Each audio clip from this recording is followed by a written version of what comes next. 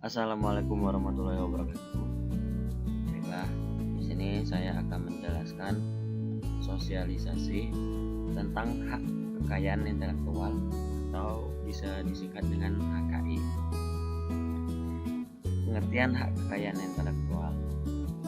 Hak kekayaan intelektual disingkat dengan HKI atau diakronomi dengan HAKI adalah padana kata yang biasa digunakan untuk intellectual property rights atau IPR, yakni hak yang timbul bagi hasil olah pikir yang menghasilkan suatu produk atau proses yang berguna untuk manusia.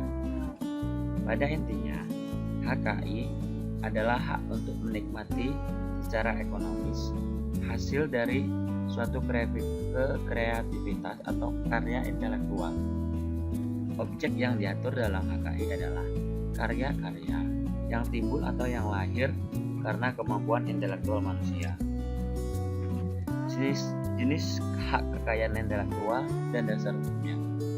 Pada Undang-Undang Nomor 19 2020 diganti oleh UU Nomor 28 2014 tentang hak cipta. Undang-Undang Nomor 14 Tahun 2001 tentang hak paten. Undang-Undang Nomor 15 Tahun 2001 tentang hak merek. Undang-Undang Nomor 31 Tahun 2000 tentang desain industri. Undang-Undang Nomor 30 Tahun 2000 tentang rahasia dagang.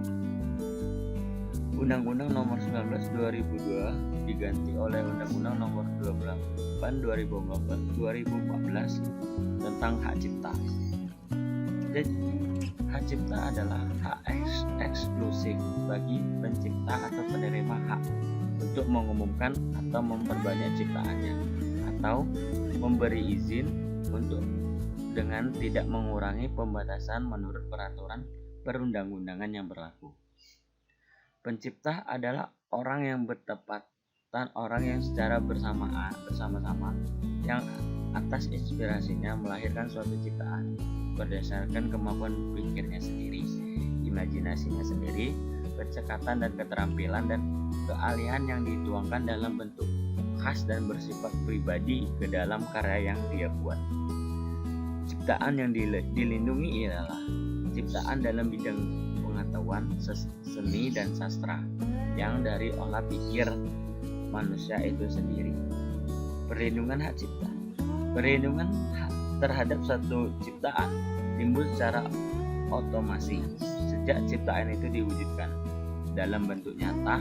Pendaftaran cipta tidak merupakan suatu kewajiban untuk mendapatkan hak cipta. Namun demikian, pencipta mampu memegang hak cipta yang mendaftarkan ciptaannya akan mendapatkan surat pendaftaran cipta yang dapat dijadikan sebagai alat bukti awal di pengadilan apabila timbul sengketa di kemudian hari terhadap ciptaannya tersebut. Yang kedua itu Undang-Undang Nomor 14 2001 tentang hak paten. Paten adalah hak eksklusif yang diberikan untuk negara kepada inventor atas hasil invensinya di bidang teknologi yang untuk selama waktu tertentu melaksanakan sendiri invensi tersebut kepada pihak lain untuk melaksanakannya.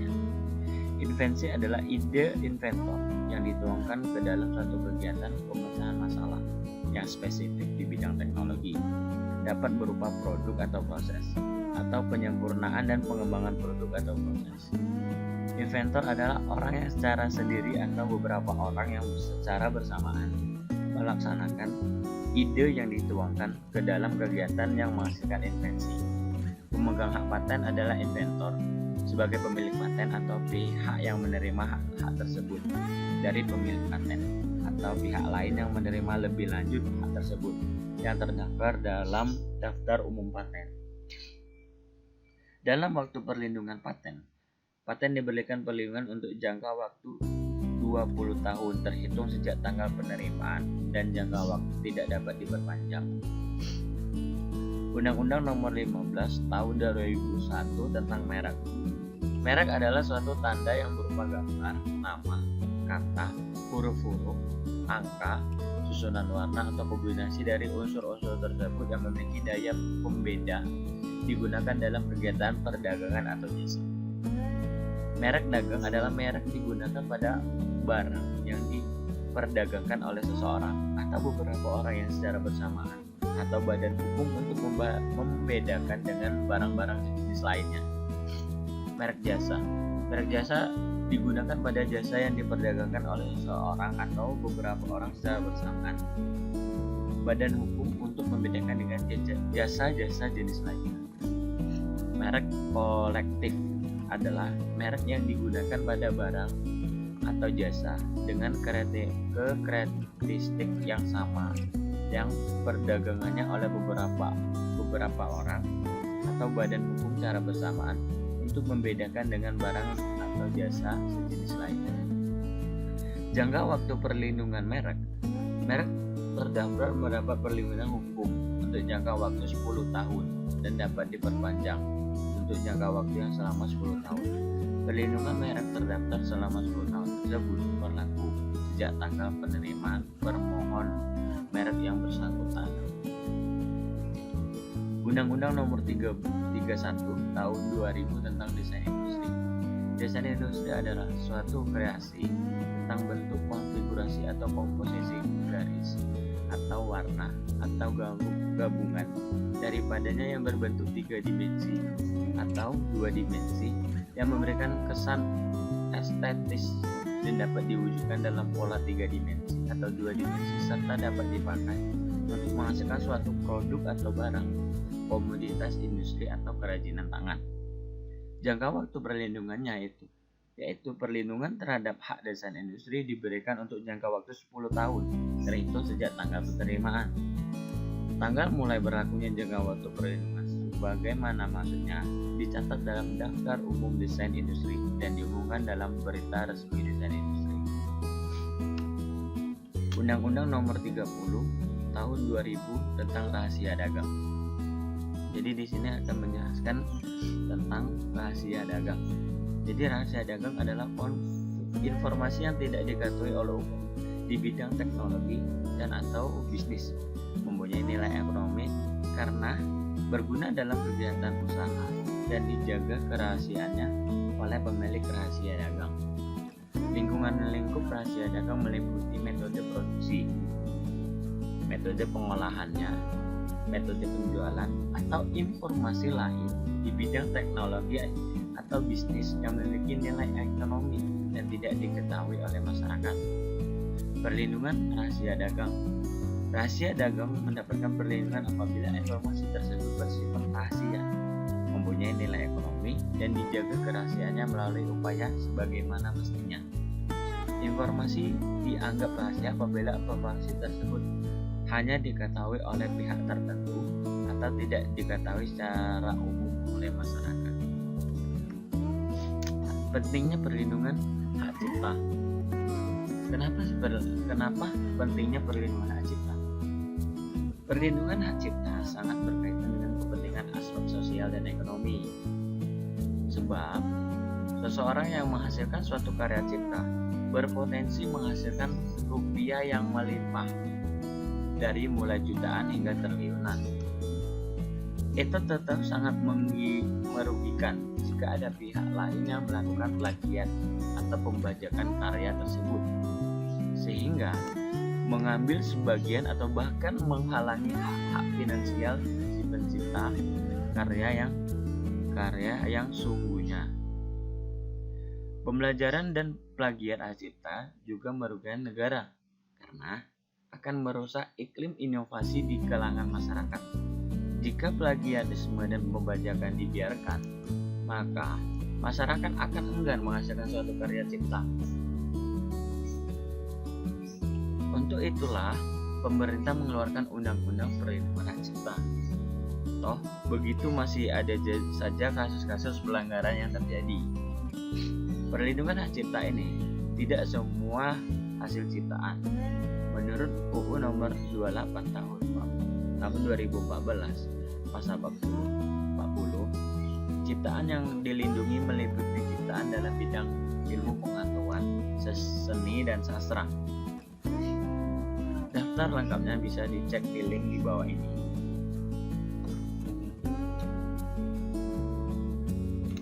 Jenis pelanggaran hak cipta. Ada beberapa jenis aktivitas yang dikategorikan sebagai bentuk pelanggaran copyright atau hak cipta. Aktivitas ini kadang kita sendiri sering melakukannya, tapi kita tidak sadar apa yang kita lakukan melanggar hak cipta. Berikut beberapa kategori pelanggaran copyright atau hak cipta. Mengutip seluruh atau sebagian karya cipta orang lain dan dimasukkan ke dalam karya kita, tetapi tanpa menyebutkan asal sumbernya. Itu termasuk copyright atau pelanggaran hak cipta. Memperbanyak atau menyebarkan sebagian atau seluruh hasil karya orang lain tanpa meminta izin dari pembuat karya cipta tersebut, itu merupakan pelanggaran copyright atau cipta. Memperbanyak atau menyebarkan sebagian atau seluruh karya orang lain dengan motif komersial, itu juga pelanggaran hak cipta. Sanksi pelanggaran karya cipta. Para pelanggaran hak cipta bisa dikenakan sanksi pidana berdasarkan pasal 113 UU nomor 28 tahun 2014. Sanksi bisa berupa hukuman penjara ataupun denda. Berdasarkan denda dimulai dari nilai 100 juta hingga 4 miliar rupiah, sedangkan sanksi penjara lamanya bisa setahun hingga 10 tahun. Contoh pelanggaran hak cipta. Pelanggaran karya fotografi. Kamu yang suka dunia fashion tentu kenal dong sama supermodel Bella Hadid.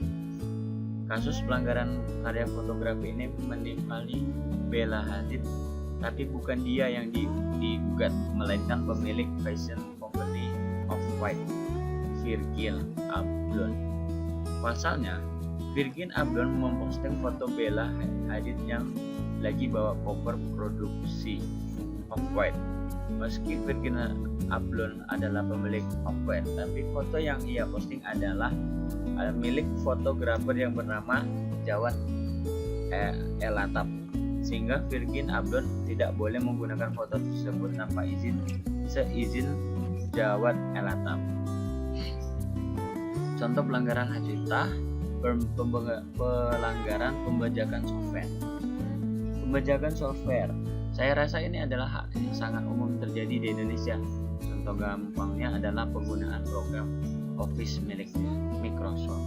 Banyak di antara kita yang menggunakan Microsoft Office bajakan, padahal ini adalah salah satu bentuk pelanggaran hak cipta. Contoh pelanggaran hak cipta itu pelanggaran hak cipta lagu. Contohnya pendangdut wanita populer di era 2000-an, Inul Daratista, digugat karena dugaan pelanggaran karya cipta lagu.